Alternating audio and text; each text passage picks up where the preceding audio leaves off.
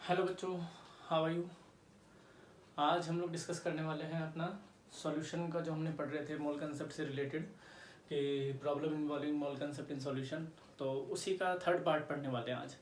ठीक है, तो उस थर्ड पार्ट में आपके पास क्या आएगा, तो उसके बारे में ज़रा डिस्कस करते हैं कि भाई आपके पास इस पार्ट में हमारे पास क्या है और इन चीज़ों को हम लोग किस तरह से ऑब्जर्व कर सकते हैं। ठीक है, तो अब ये +1 का टॉपिक आपके पास बढ़ते बढ़ते अब बढ़ते जा रहा है हमारे, और हम लोग इनको जितना अच्छे से स्टडी करेंगे उतना हमारे लिए हेल्पफुल होगा। तो हम लोग पीछे मोल कंसेप्ट से जो कंसेप्ट पढ़ के आए थे उसमें हमने molality, molarity, mole fraction, mass fraction, ppm, आपके पास मास परसेंटेज, वेट परसेंटेज, ये हम लोग ऑलमोस्ट सब निकाल के आ चुके थे। ठीक है, हमने अभी यहाँ पर सिर्फ फार्मूला टैली किया था, हमने न्यूमेरिकल वहाँ पे नहीं किए थे क्योंकि हमारा एक पोर्शन बचा हुआ था जिसमें हमने नॉर्मलिटी डिस्कस करनी थी। और नॉर्मलिटी डिस्कस करने से पहले मैंने आपसे वहाँ जिक्र किया था कि एन फैक्टर का पता होना बहुत ज़रूरी है। तो इसलिए मैंने प्रीवियस लेक्चर के अंदर आपको रेडॉक्स के बारे में बताया, जहाँ लॉस और गेन ऑफ इलेक्ट्रॉन से आपने क्या निकाले, oxidation number, oxidation state find out किया। आई होप आपको अच्छे से क्लियर हुआ होगा। तो उसको ही आगे कोरिलेट करने के लिए हम लोग किसका इस्तेमाल करते हैं, अब आपके पास नॉर्मलिटी, मोलरिटी, और इनको ही हम लोग आगे कंटिन्यू कर रहे हैं। ठीक है, तो उससे पहले भी ना थोड़ी सी चीज़ें हैं जो आपको याद रखनी है, क्योंकि देखिए ऐसा है कि बहुत सारे बच्चे जब 10th से 11th में आते हैं ना, तो एक्चुअल में विज़न क्लियर नहीं होता। विज़न मतलब क्या है कि भाई अभी जैसे 10th से 11th में आ रहे हैं, मैं इसके लिए भी आपके पास जल्दी वीडियो बनाऊंगा जिसमें आपके पास सिर्फ ये बताना है मुझे कि 10th के बाद एक्चुअल में हम करें क्या। सर हम आर्ट लें, साइंस लें, साइंस में भी हम अगर आते हैं तो हम कॉमर्स लें, सॉरी आपके पास मेडिकल लें या नॉन मेडिकल लें। कॉमर्स में आते हैं तो कॉमर्स में हमारे पास क्या स्कोप है। तो इन चीज़ों का मैं अलग अलग आपके पास आफ्टर 10th अगर आप आते हो, तो अगर आप लोग नॉन मेडिकल लेते हो तो उसके आगे क्या स्कोप होंगे इन फ्यूचर। अगर आपके पास मेडिकल लेते हो तो क्या स्कोप होंगे, अगर आपके पास कॉमर्स लेते हो तो उसके क्या स्कोप है, और यदि आपके पास आर्ट लेते हो तो उसके क्या स्कोप है। तो ये भी मैं आपके पास जल्दी लेके आने वाला हूँ। ठीक है, और उससे आपको थोड़ा सा क्लियर भी हो जाएगा, विज़न भी क्लियर होगा कि एक्चुअल में सर हमें करना क्या है। जब तक आपको यही नहीं पता कि भाई करना क्या है, फिर हम चाहे कितना ही पढ़ाते रहे उससे कोई फ़र्क नहीं पड़ता। ठीक है, क्योंकि और मेन आता है कि भाई सबसे मेन है कि भाई हम क्या देख रहे हैं। अगर हमारा विज़न आगे जाके क्लियर नहीं है कि सर हमें तो चलो आजकल, क्योंकि आजकल देखो बहुत सारे टाइम आपके पास ऐसा आ गया अब कि ऑनलाइन क्लासेस का ही ट्रेंड चल रहा है। हाँ, हमारे इधर इतना मान के चलिए, हरियाणा में इतना तो नहीं है, बाकी मैं अगर अदर स्टेट की बात करूँ तो बहुत ज़्यादा आपके पास ऑनलाइन का कंसेप्ट चल रहा है। तो उस ऑनलाइन के कंसेप्ट को ही हम लोग मद्देनज़र रखते हुए आपके पास ये सारा डाटा आपको प्रोवाइड करा रहे हैं। ठीक है, और ये अपडेटेड डाटा है, मतलब ऐसे नहीं है कि भाई हमने आज बना दिया आज को 10 साल तक यही देखते रहेंगे, नहीं। आपके पास हर साल आपके पास हर वीडियो में ये कुछ ना कुछ नया अपडेट होके आएगा।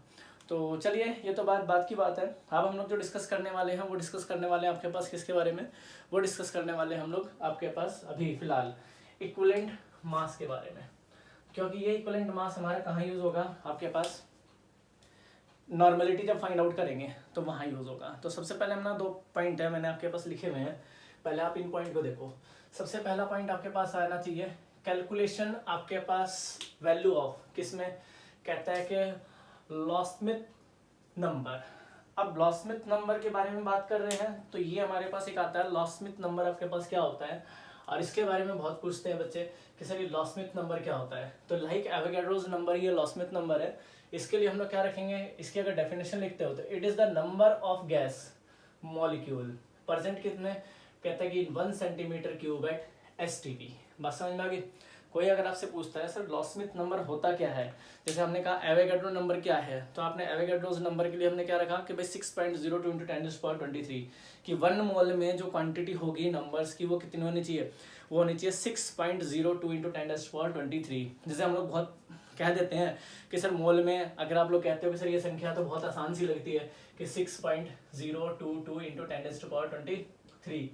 अब अगर आप इस चीज़ को अगर कैलकुलेट करो ना, मान लो अगर मैं आपसे कह दूं कि 1 मोल की वैल्यू है और मैं कह दूं चलो आपके पास इतने सारे पैसे हो जाए, अगर आप इसको कैलकुलेट करने लगोगे ना तो हम सब मिल जाए, इस पूरी दुनिया की सारी पॉपुलेशन एक साथ इकट्ठी हो जाए, और अगर हम इसको काउंट करने लगे, इस संख्या को अगर हम काउंट करने लगे, इस नंबर्स को काउंट करने लगे, तो हमें और आपको मिला के, सबको मिला के तो अगर हम 24 इंटू 7 और इंटू 365 डेज हम इसको काउंट करते हैं तो हमें 11 साल लग जाएंगे इस छोटे से नंबर को काउंट करने में।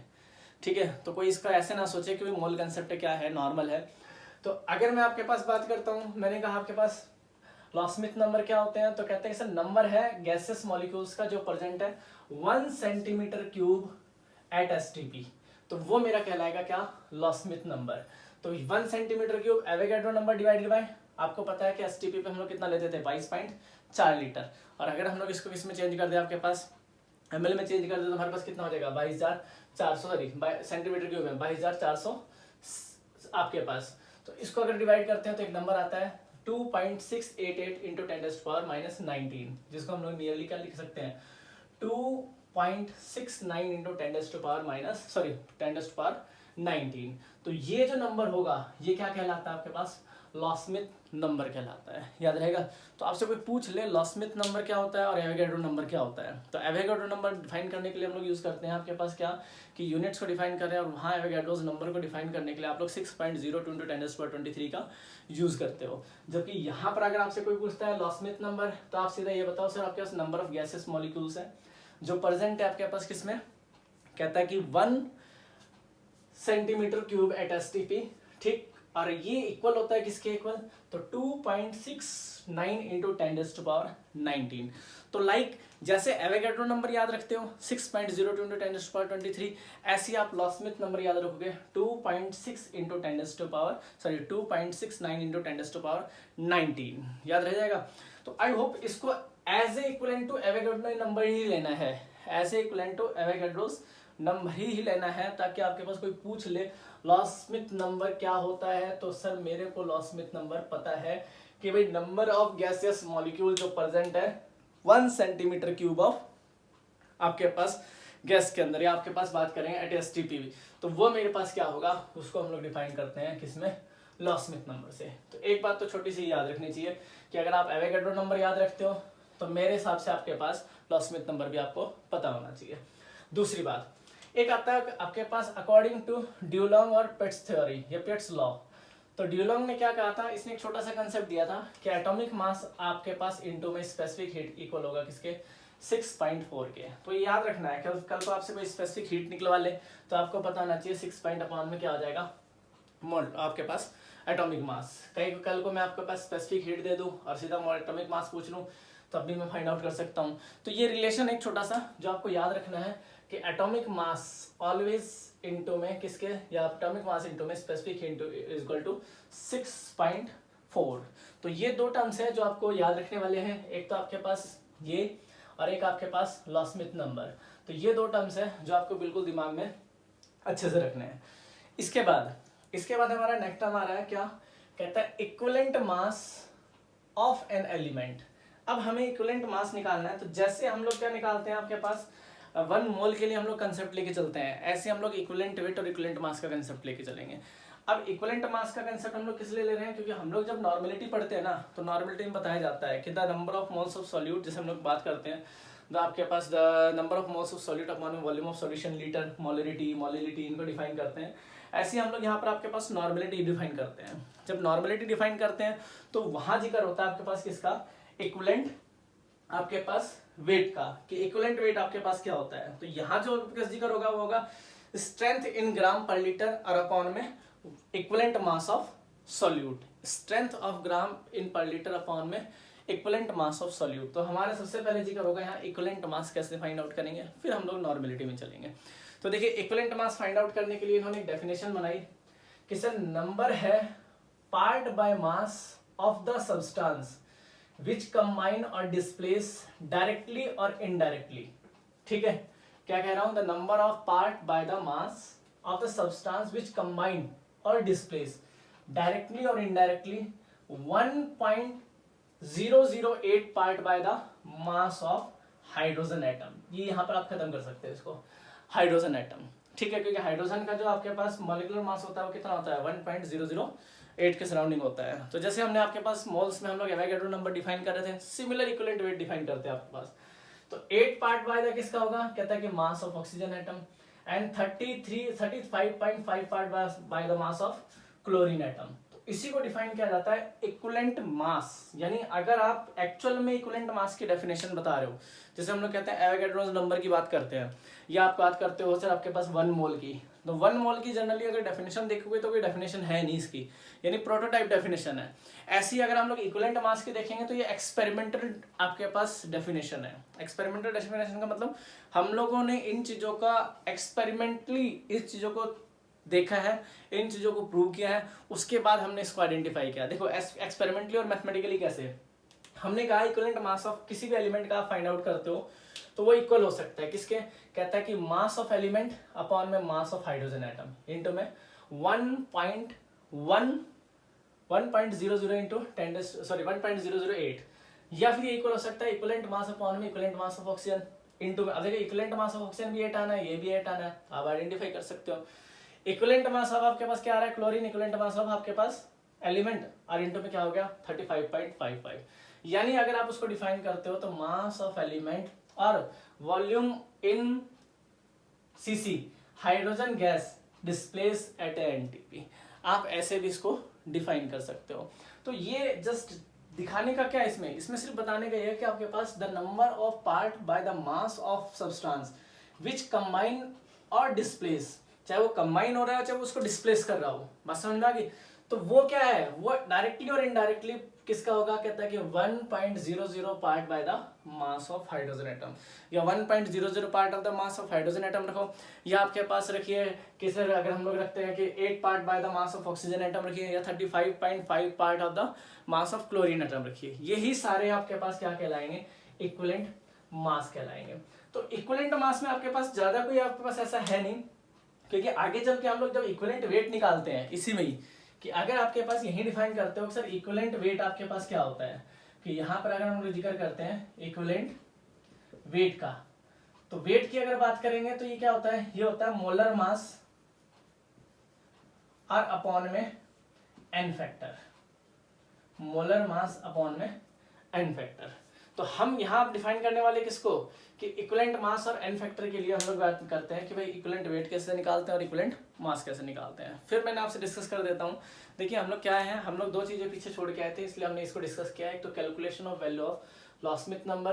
तो लॉस स्मिथ नंबर क्या था, it is the number of gas molecules present in 1 centimetre cube at STP, जिसको आपने नियरली इक्वल रखा किसके लिए, 2.69 इंटू 10⁻19 के।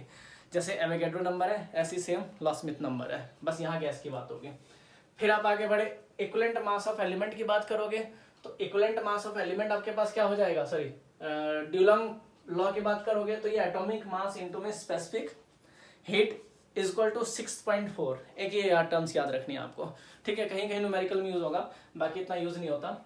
दूसरा, अगर आपसे कोई डेफिनेशन पूछता है किसका, equivalent mass of an element, तो आपको सिर्फ यही बताना है कि भाई आपके पास नंबर ऑफ पार्ट है, कि भाई आपके पास नंबर ऑफ पार्ट है बाय मास है, ध्यान रखना किसका, of the substance which combine और डिस्प्लेस डायरेक्टली और इनडायरेक्टली, किसका कहता है क्या, 1.008 part by the mass of hydrogen atom, या फिर 8 part by the mass of oxygen atom, या फिर 35.5 part by the mass of chlorine atom. तो दैट इज इक्विवेलेंट मास। बात समझ में आ गई, इक्विवेलेंट मास। अब यहाँ पर अगर आप लोग किसी चीज का इक्विवेलेंट वेट निकालते हो तो how to calculate equivalent weight, क्योंकि हम लोग जो जिक्र कर रहे हैं वो किसके जिक्र कर रहे हैं, इसको नोट कर लेना। और नोट करने के बाद पहले आप देख लीजिए अच्छे से इसको, फिर इसको नोट करना, और नोट करने के बाद इसमें हम लोग किसको डिस्कस करेंगे, अब डिस्कस करेंगे इक्विवेलेंट वेट को। तो सबसे पहले डिस्कस करेंगे नॉर्मलिटी को, कि भाई आपके पास नॉर्मलिटी क्या है। तो आपके पास सबको पता है कि भाई आपके पास number of gram equivalent of solute present 1 litre of the solution, gram equivalent of solute present 1 litre of the solution. तो चलिए नॉर्मलिटी को डिस्कस करते हैं, फिर हम लोग यहाँ पर आ जाएंगे इक्विवेलेंट मास के लिए। तो देखिए नॉर्मलिटी आपके पास क्या है यहाँ पे,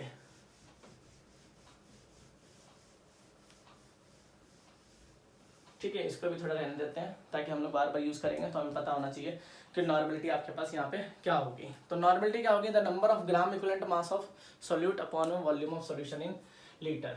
कि नॉर्मलिटी डिफाइन कर रहे हो तो नॉर्मलिटी क्या लिखोगे, number of gram equivalent mass of solute और अपॉन में volume of solution in litre, right. क्या बात कर रहे हैं, अभी तक हम लोग मोलरिटी पढ़ के आ चुके हैं, मोलिलिटी पढ़ के आ चुके हैं, मोल फ्रैक्शन पढ़ के आ चुके हैं, मास फ्रैक्शन पढ़ के आ चुके हैं। अब यहाँ जो जिक्र कर रहे हैं वो number of gram equivalent mass of solute upon में volume of solution in litre की बात कर रहे हैं। Number of gram equivalent mass of solute upon में volume of solution in litre. देखिए छोटा सा कंसेप्ट है, सबसे पहले हमारे कैलकुलेट करना है क्या, ग्राम इक्विवेलेंट मास, ग्राम इक्विवेलेंट मास।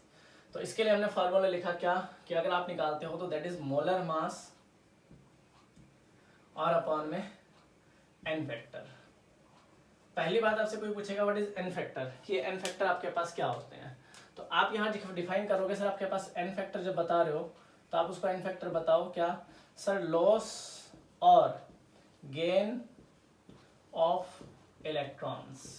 ठीक है भाई, कोई भी ट्रांजेक्शन होता हो किसी भी एलिमेंट में, किसी भी रिएक्शन में, जहां भी लॉस और गेन ऑफ इलेक्ट्रॉन का कंसेप्ट आ रहा हो वो आपके पास क्या कहलाएंगे, आपके पास एन फैक्टर को डिफाइन करेंगे। तो किताबों में बहुत सारे अलग अलग दे रखे हैं, तो हम उसको सीधा सीधा आपके पास अलग अलग भी डिस्कस कर सकते हैं और सिंगल भी डिस्कस कर सकते हैं, इसलिए मैंने ये फार्मूला लिख दिया। किताब ने आपके पास अलग अलग फार्मूले को डिफाइन कर रखा है, जैसे इक्विवेलेंट मास ऑफ एसिड का अलग निकाला है, बेस का अलग निकाला है। तो हम चलो उसको डिस्कस करते हैं। पहले equivalent mass of acid find out करते हैं। देखिए इक्विवेलेंट मास ऑफ एसिड कैसे निकालेंगे,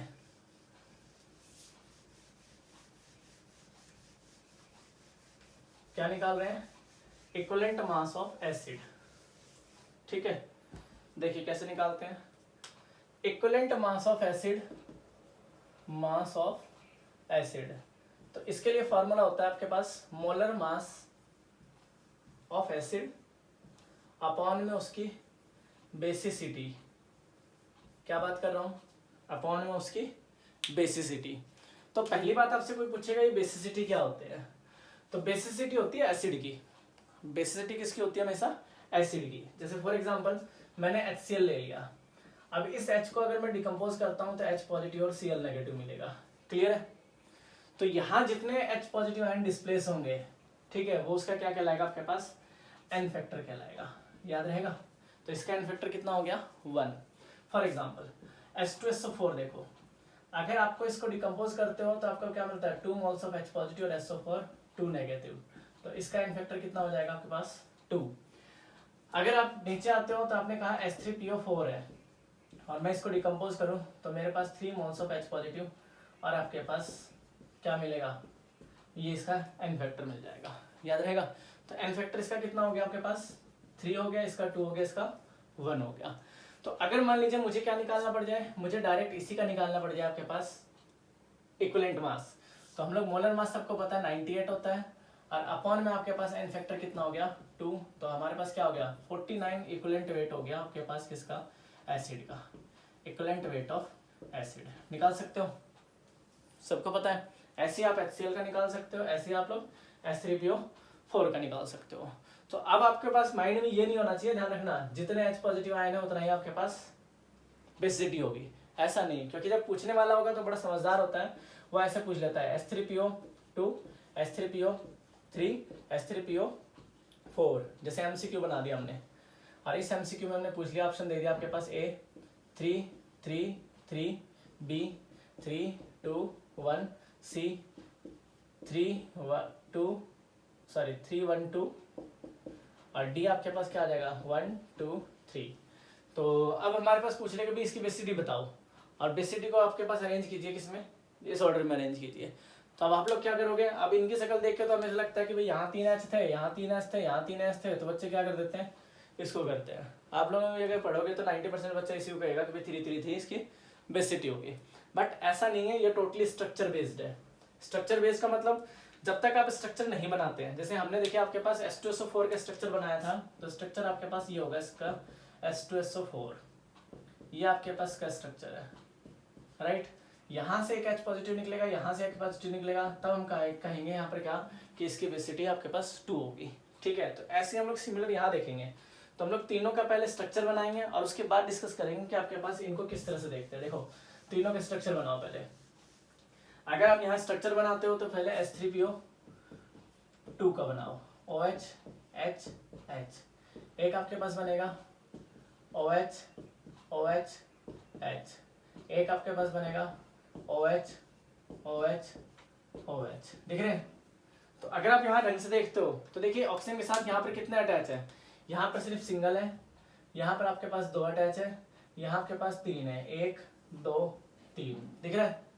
आप कह सकते हो कि सर हाइड्रोजन इस फॉस्फोरस से भी तो अलग हो सकता है, तो इसलिए इसकी बेसिडी भी 3 होनी चाहिए, इसकी भी 3 इसकी भी 3। ऐसा कभी नहीं होता, ध्यान रखना, क्योंकि दोनों की इलेक्ट्रॉन नेगेटिविटी क्या है, सिमिलर है। जिसकी इलेक्ट्रॉन नेगेटिविटी ज्यादा होगी इस पे नेगेटिव चार्ज आएगा, अगले पे पॉजिटिव, इस पे पॉजिटिव, इस पे पॉजिटिव, यहाँ पॉजिटिव पॉजिटिव, तो इसकी बेसिडी कितनी होगी 3, इसकी 2 और इसकी 1, याद रहेगा। तो इसका ऑर्डर आपके पास क्या होगा, ये होगा आपके पास। बस समझ में आ गए। तो थोड़ा सा ध्यान रख के चलना है कि ऐसे नहीं कि सीधा सीधा ही कह दो कि जितने OH होंगे, अरे ये भी नहीं होगा, ध्यान रखना कि जितने OH हैं उतनी उसकी बेसिडी हो जाएगी, ठीक है। क्योंकि ऐसे क्वेश्चंस भी बना सकते हैं, जैसे मान लीजिए आपके पास बोरिक एसिड दे देते हैं, बोरॉन यहाँ OH यहाँ OH यहाँ OH, जैसे अब मैंने पूछ लिया मान लो MCQ में, अब इसी को हम लोग IIT या PMT में पूछ लेते हैं कि भाई बताओ, अब देखो 3 OH दिख रहे हैं, इसमें भी OH दिख रहा है, इसमें भी OH दिख रहा है, इसमें भी OH दिख रहा है, पर इसकी बेसिडी क्या होगी, तो इसकी बेसिडी होगी आपके पास 1, इसका एन फैक्टर कितना होगा 1। तो ये थोड़ा ध्यान रखने वाले कंसेप्ट है जो हम लोग आगे आगे धीरे धीरे सीखेंगे। तो सबसे पहले आपको ये पता होना चाहिए भाई एन फैक्टर है क्या। तो एन फैक्टर यहाँ पे क्या है, लॉस और गेन ऑफ इलेक्ट्रॉन। एसिड का अलग होगा, बेस का अलग होगा, न्यूट्रल आयन का अलग होगा, हर किसी का आपके पास अलग अलग मिलेगा। वो डिपेंड करेगा हमेशा उसके सिचुएशन पे, जो प्रेजेंट सिचुएशन होगी उस पर डिपेंड करेगा, कि फिक्स नहीं होता किसी का। कहीं आप मान के चलो कि भाई हमने देख लिया कि भाई आपके पास यहाँ ये आ रहा है तो इनका फिक्स ही होगा, नहीं, वो रिएक्शन की सिचुएशन को देख के बताना पड़ेगा कि उसका एन फैक्टर यहाँ पे क्या होगा। तो आई होप आपके पास बेसिडी क्लियर है। बेसिडी किसकी होती है, हमेशा एसिड की। एसिड की बेसिडी, तो जितने एसिड है जो जितने easily H positive ion displace करेंगे, जितने जल्दी आसानी से H पॉजिटिव आयन रिलीज करेंगे, तो उसका एन फैक्टर उतना ही वहां होगा। बस समझ में आ गए। तो हमने कहा कि मोलर मास अपॉन में बेसिडी, तो सबकी बेसिडी आप फाइंड आउट कर सकते हो। तो पहली बात दिमाग में बेसिडी क्लियर होनी चाहिए। बेसिडी हमेशा किसकी होती है, एसिड की। एसिड जैसे HCl हो गया, मान लो आपके पास जितने स्ट्रॉन्ग एसिड है, जनरली हम लोग उनकी बात कर रहे हैं। वीक एसिड की भी होती है, पर वहां डिपेंड करता है कि वो कितने H रिलीज करेगा कितने नहीं करेगा, ठीक है। तो आप जैसे यहाँ पर बोरिक एसिड जैसे हम लोग जनरली जानते ही है, आपके पास जैसे मैंने यहाँ डिस्कस कर लिया, आपके पास इनको डिस्कस कर लिया, ऐसे काफी सारे क्वेश्चंस आपको मिलेंगे यहाँ पे। तो थोड़ा उनको ध्यान रखना है कि भाई एन फैक्टर आप किस तरह से यहाँ पे डिफाइन कर रहे हो, निकाल लोगे। अब देखिए आपके पास बेस का, कि अगर मेरे को बेस का एन फैक्टर फाइंड आउट करना हो तो मैं किस तरह से फाइंड आउट करूंगा।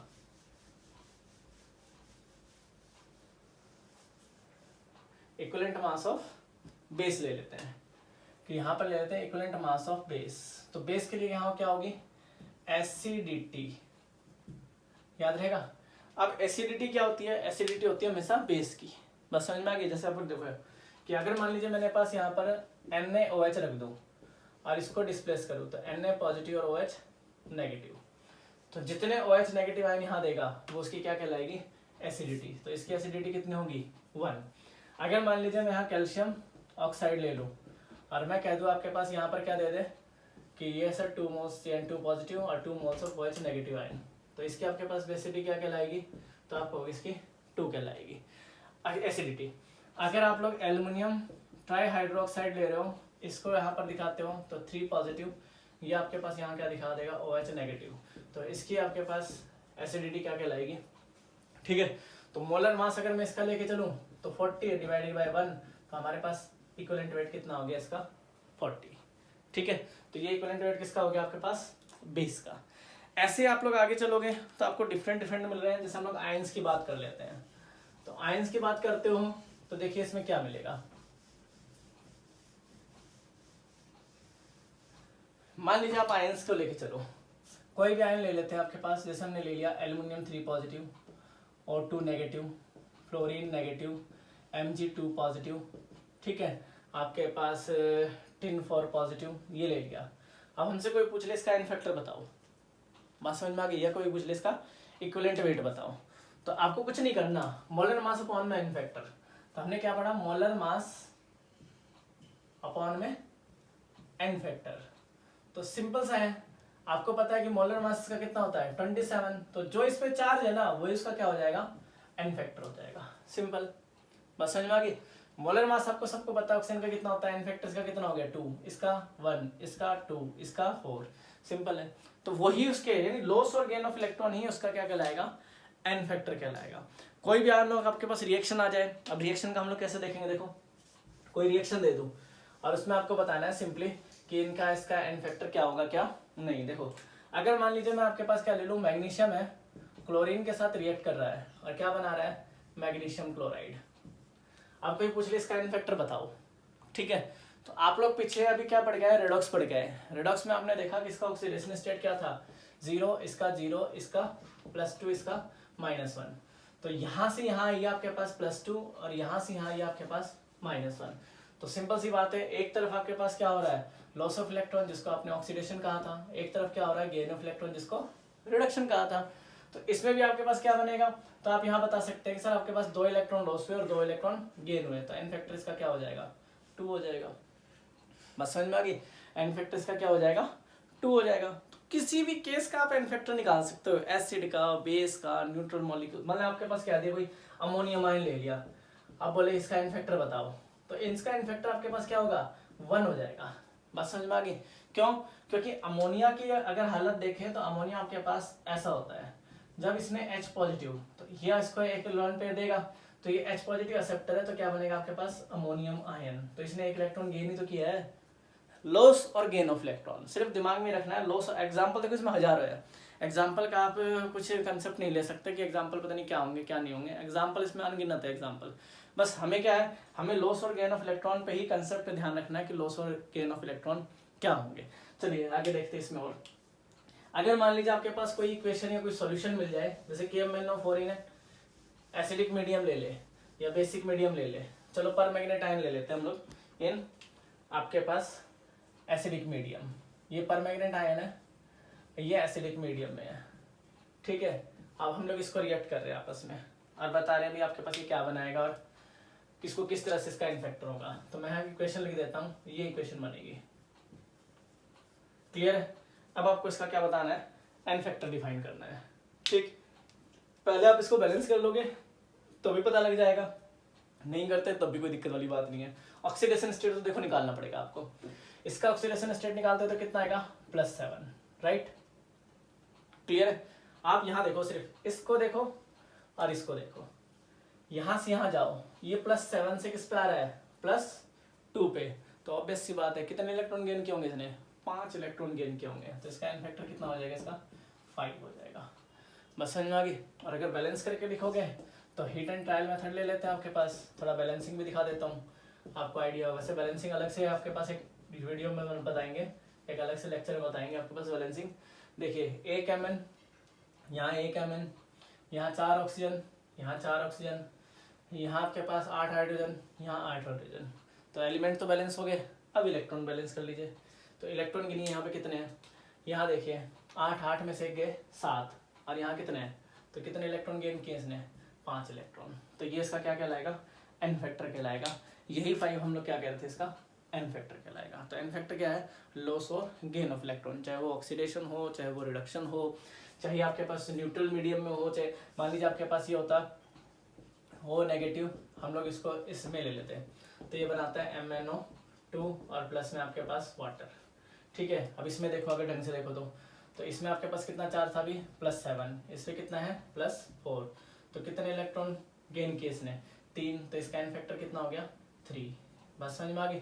तो इक्विवेलेंट मास आपके पास क्या बता दिया मैंने, सबसे मेन बात है, कहीं भी आपसे कह रहा है कि इक्विवेलेंट वेट निकालना हो तो मोलर मास अपॉन में उसका एन फैक्टर। तो आपको पता होना चाहिए कि हम किस मोलर मास की बात कर रहे हैं और किस एन फैक्टर की बात कर रहे हैं।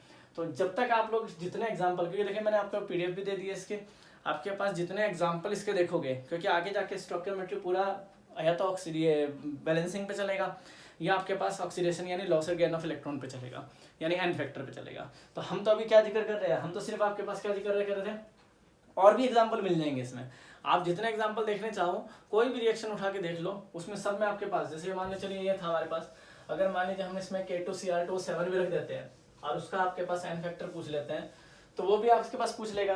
अगर फॉर एग्जाम्पल यहाँ आपके पास दे देते हैं, ये दे देते हैं Cr2O7 2 negative in acidic medium, ये बनाता है क्रोमियम 3 पॉजिटिव और आपके पास वाटर, कोई पूछ ले इसका एन फैक्टर बताओ, तो निकाल सकते हैं, ठीक है। तो इसमें भी अगर देखोगे तो इसको बैलेंस कर लीजिए, पहले 2 chromium 2 chromium 7 oxygen 7 oxygen 14 hydrogen 14 hydrogen. Element balance, electron गिन लीजिए। देखिए 14 14 में से 2 गए 12, यहाँ कितने हैं 6, तो कितने इलेक्ट्रॉन गेन किए होंगे इसने 6 इलेक्ट्रॉन गेन किए होंगे। तो ये आपके पास क्या हो गया इसका एन फैक्टर हो गया, यही वाला क्या हो जाएगा इसका एन फैक्टर। तो एन फैक्टर को निकालने के बहुत सारे तरीके हैं, आप बैलेंसिंग से निकाल सकते हो, आप लॉस और गेन ऑफ इलेक्ट्रॉन को चेक करके निकाल सकते हो, आप उसके ऑक्सीडेशन स्टेट को देख के निकाल सकते हो कि उसका आपके पास ऑक्सीडेशन स्टेट क्या होगा, किस तरह से उसको मैनेज कर सकते हैं। बात समझ में आ गई। ऑक्सीडेशन स्टेट भी जो मैंने बताए थे वो आपको एसिडिक बेसिक कैरेक्टर को भी डिफाइन करने के लिए बहुत ज़्यादा यूजफुल होंगे। जैसे हम लोग मान लीजिए आपके पास मैंने किसी का कह दिया जैसे HClO4 था और एक कह दिया आपके पास H2SO4 है, अब इस पे +6 चार्ज इस पे +7 है। मान लीजिए मैंने कह दिया बताओ इसमें से which of the one is more acidic, तो जिनका एसिडिक कैरेक्टर ज़्यादा होगा यानी जिनका ऑक्सीडेशन स्टेट ज़्यादा होगा उसके एसिडिक कैरेक्टर ज़्यादा होंगे। तो आपको सोचने की जरूरत ही नहीं है, आप इजीली इस चीज़ को टैली कर सकते हो। ठीक है, तो ये आपके पास क्या था, ये सारा जो हमने देखा वो सारा कंसेप्ट था आपके पास इक्विवेलेंट वेट का। तो इक्विवेलेंट वेट अगर आप निकाल रहे हो तो आपको बता दिया मोलर मास अपॉन में एन फैक्टर, मैंने सबके अलग अलग निकाल के आपके पास इक्विवेलेंट वेट आपको बताए हुए हैं। फिर भी आपके पास अगर आगे चलते हैं तो इसमें फिर हम लोग देखें नॉर्मलिटी क्या थी। नॉर्मलिटी की अगर बात कर रहे थे तो अभी नॉर्मलिटी हमने डिस्कस किया कि नॉर्मलिटी आपसे कोई पूछ ले तो हमने कहा कि आपके gram equivalent weight of the solute upon volume of solution in litre. This is gram equivalent weight of solute और अपॉन में volume of solution in litre. याद रहेगा, gram equivalent weight of solute upon volume of solution in litre. देखिए इतनी सारी चीजें हमने पढ़ी वो सिर्फ किसके लिए पढ़ी, इस ग्राम इक्विवेलेंट वेट के लिए। ठीक है, और बाकी हमारे को तो मिलेगा ही। अगर आपके पास कोई ऐसा रिलेशन आ जाए कि सर नॉर्मलिटी है, एक रिलेशन मिलेगा कि हमारे पास नॉर्मलिटी है और नॉर्मलिटी हमें फाइंड आउट करनी है अगर मोलरिटी गिवन हो तो क्या होगा, तो नॉर्मलिटी आपके पास इक्वल होती है, नॉर्मलिटी ये इक्वल होती है आपके पास किस में, कहता है कि आपके पास एन फैक्टर इंटू में मोलरिटी, एन फैक्टर इंटू में मोलरिटी। किसी की मोलरिटी गिवन है, जैसे हमने कह दिया भाई आपके पास H2SO4 है यानी 0.25 मोलर H2SO4 है। ठीक है, और तुमसे कह दिया इसकी मोलरिटी बताओ, निकाल सकते हो। तो H2SO4 का आपके पास एन फैक्टर कितना आ जाएगा 2, तो एन फैक्टर 2 हो गया तो 2 इंटू में क्या हो जाएगा इसका मोलरिटी। तो अब आपके पास क्या हो जाएगा, इसकी नॉर्मलिटी कितनी आ गई 1 आ गई। बात समझ में आ गई। तो नॉर्मलिटी को डिफाइन करने के लिए आपके पास जितने ज़्यादा कंसेप्ट होंगे इसके लिए प्रैक्टिकल वर्क उतना ही आसान मिलेगा हमारे पास। तो हमारे पास अब तक हम लोग 10 कंसेप्ट पढ़ के आ चुके हैं सॉल्यूशन के। तो इसमें जितना भी हमने पढ़ा चाहे वो रेडॉक्स का पोर्शन हो उसको भी आगे डिस्कस करेंगे क्योंकि हम लोग बैलेंसिंग भी पढ़ने वाले हैं, हम लोग बैलेंसिंग का भी जिक्र करेंगे यहाँ पे। और हम लोग जब स्टोइकियोमेट्री में जाएंगे तो उसका वहाँ पर पूरा इस्तेमाल करेंगे। तो सबसे पहले तो आपको ये पता होना चाहिए कि नॉर्मलिटी डिफाइन करने के लिए आप लोग किन किन कंसेप्ट का इस्तेमाल कर सकते हो। इक्विवेलेंट वेट कैसे फाइंड आउट कर सकते हैं, what is equivalent weight, equivalent mass को निकालने के लिए आप लोग molar mass upon n factor का इस्तेमाल कर रहे थे। एन फैक्टर आपके पास क्या था, लॉस और गेन ऑफ इलेक्ट्रॉन, एसिड है, बेस है, न्यूट्रल मॉलिक्यूल्स है, कोई भी आपके पास किसी मीडियम में हो उनके सब के एन फैक्टर आपके पास अलग अलग मिलेंगे। दूसरे अगर बात करते हैं तो हमने एक बार थोड़ा सा मैं आपको बता देता हूँ डाटा, फिर हम लोग इस पर न्यूमेरिकल करेंगे। कौन कौन से हमने पढ़ा भाई, आपके पास ppm याद होगा आपको, ppb, आपके पास मोलरिटी, राइट, मोलरिटी, फिर आपने पढ़ा यहाँ पे आपके पास मोल फ्रैक्शन, फिर आपने पढ़ा यहाँ पे मास फ्रैक्शन, ठीक है, नॉर्मलिटी, फॉर्मेलिटी, राइट।